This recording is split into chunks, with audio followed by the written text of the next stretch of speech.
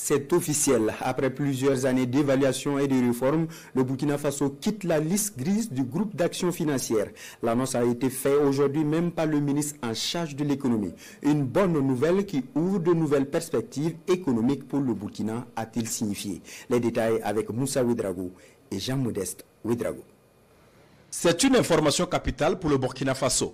Le pays des hommes intègres sort officiellement de la liste grise du GAFI, le groupe d'action financière.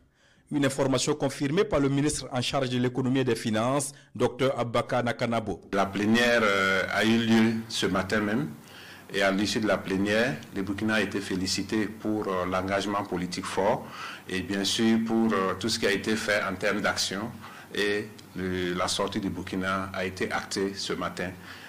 En ce qui concerne donc sa présence sur la liste grise du GAFI. En 2021, le Burkina Faso avait été placé sur la liste de surveillance du GAFI pour des insuffisances dans la lutte contre le blanchiment de capitaux et le financement du terrorisme. Depuis lors, le gouvernement burkinabé sous le leadership du capitaine Ibrahim Traoré a engagé des réformes profondes. Toutes les structures qui ont une implication dans cette lutte se sont mobilisées, se sont engagées sous la coordination de la CENTIF pour que nous puissions accomplir les différentes actions. Ces actions vont du dispositif législatif au dispositif technique et institutionnel. Sur le plan législatif, l'une des avancées majeures que nous pouvons noter, c'est bien sûr l'adoption de la loi sur la lutte contre le blanchiment des capitaux, le financement du terrorisme et la lutte contre les armes de destruction massive qui a été adoptée il y a quelques mois à l'Assemblée législative de transition. Le Burkina a également travaillé à développer un registre électronique des bénéficiaires effectifs qui a été mis en œuvre et qui fonctionne. Et il faut dire aussi qu'il y a un travail qui a été fait avec les autorités de supervision et de contrôle, avec les assujettis, et tous les acteurs ont joué leur rôle. Ces réformes ont porté leurs fruits. En août dernier, une mission du GAFI avait effectué une sortie terrain à Ouagadougou. Puis, ce vendredi, à l'issue d'une plénière, le Burkina Faso est retiré de la liste grise. Pour le ministre Dr Abaka Nakanabo, c'est une victoire collective et le symbole de la confiance retrouvée. Ça a été vraiment le fruit d'un travail collectif. D'abord un engagement politique fort des plus hautes autorités, mais également une implication forte des différents ministères.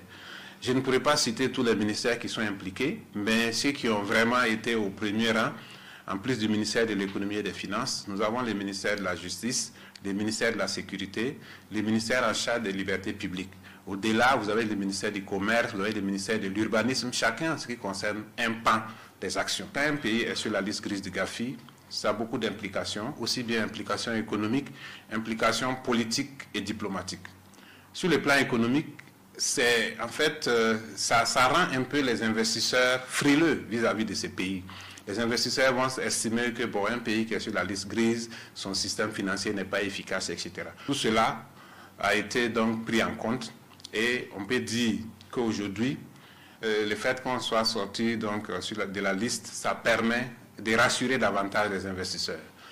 Alors, à côté de cela, ça peut avoir une implication négative sur la notation souveraine du Burkina. Parce que quand un pays a une notation qui n'est pas bonne, il est difficile pour ces pays de lever des fonds sur le marché. Et même s'il arrive à lever des fonds, il est difficile d'avoir des taux acceptables parce que la prime de risque qui est intégrée au taux d'intérêt sera élevée. Donc aujourd'hui, nous pouvons dire qu'avec cette sortie de la liste grise, la situation en ce qui concerne donc, les relations entre les Burkinabés et les investisseurs pourra s'améliorer. Cependant, les défis restent énormes et le ministre appelle à maintenir le cap. La sortie de la liste grise ne doit pas être considérée comme une fin en soi. C'est une étape importante franchie, c'est une bataille gagnée, mais il faut maintenir les caps. Maintenir les caps, ça suppose que nous devons toujours être vigilants sur toutes les questions de lutte contre le blanchiment des capitaux et le financement du terrorisme.